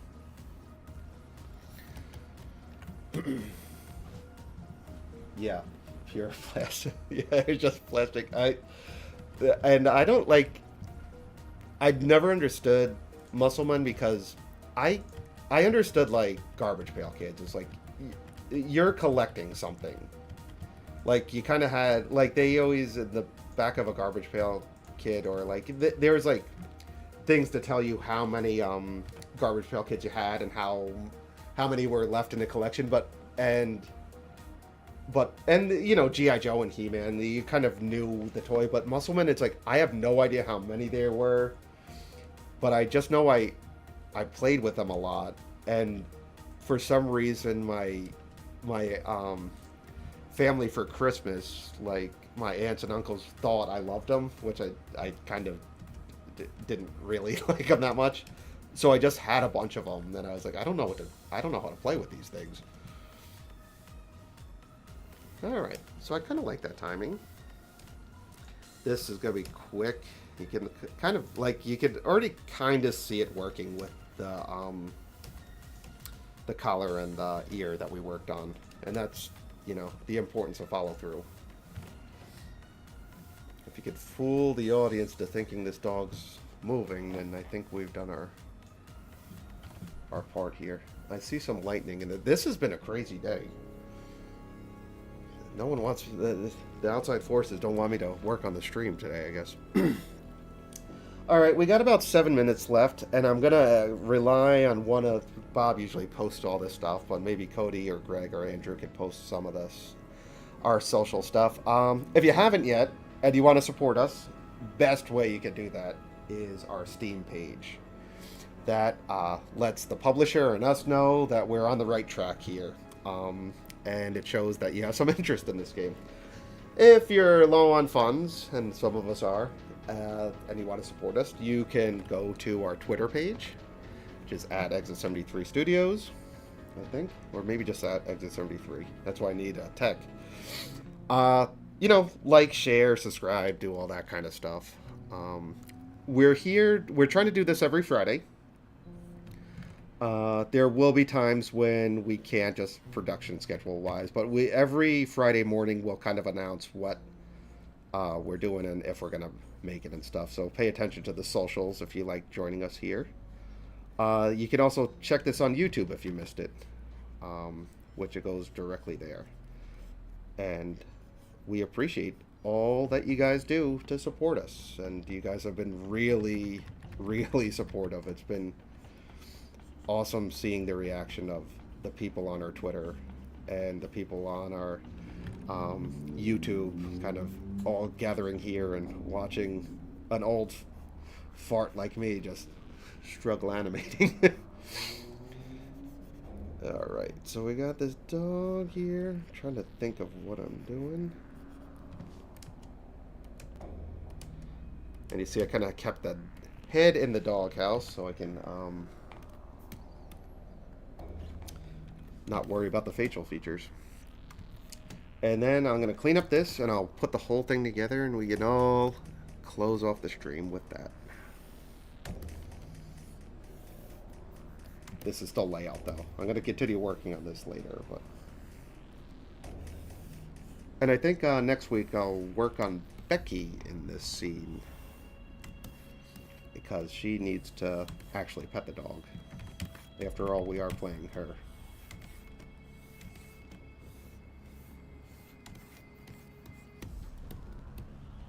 Oh, thank you. I'm glad you guys like the streams. I'm always worried and like, anyone find any of this interesting? But that's really nice to hear. Thanks so much, guys. I really appreciate it. Let's clean this last frame up, then I'll string these two sprites together. Hopefully the lightning and thunder doesn't shut down the stream. That happened the other day. Not on the stream, but at the studio. Lost about 10 minutes of work. But that's a long 10 minutes when you're hoping your computer didn't break and the server didn't break. Alright. Now, let's see here. I'm going to grab the top here. Actually, I'm going to make a new layer. Grab this. I'm going to Control-Alt-C. Okay? That copies the frames. I'm going to paste it to the top here. That tells me how long the symbol is. There's going to be some overlap with Becky here. But let's take a look at if this thing works together. And Becky will react accordingly. So he barks, you know, with that, how those dogs do that thing where they hear something. So this is him getting pet.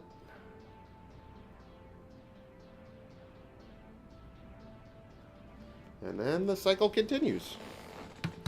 I really do see some lightning guys coming here. So, all right. So next week, we're going to continue on this little dog pet animation here. So if you like this, please join us next week. I really appreciate all you guys. Thanks for all the awesome questions. Thanks for tuning in, and thanks for staying engaged. We really appreciate it. I'm going to go to wish Bob luck, and I hope you guys have a wonderful weekend. Take care.